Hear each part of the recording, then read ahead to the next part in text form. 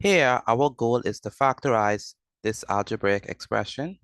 Notice that we have 3ay minus by minus 6a plus 2b. And so our goal is to factorize this expression. What we're going to do first is we're going to factorize this expression here, these two terms, and then we're going to factorize these two terms. So what is a common factor that we have in this term and this term? Notice that we have y, right? So y is a common factor of this term and this term because y is here and y is here. So we're going to factor out y.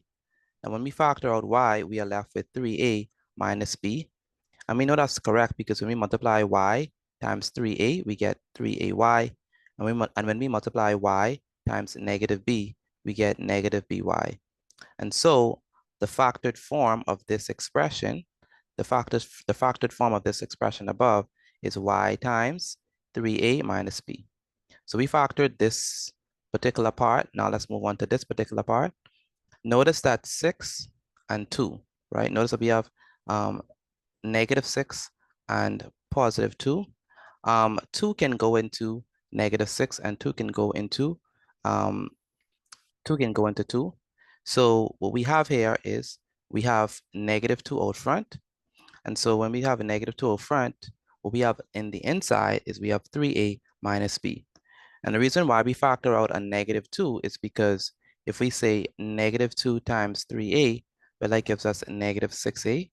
And if we say negative 2 times negative b, that gives us positive 2b.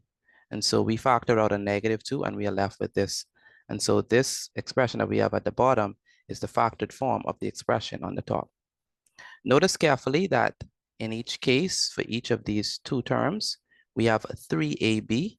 So 3ab is here and 3ab is here. So that means that, 3a minus b is here and 3a minus b is here.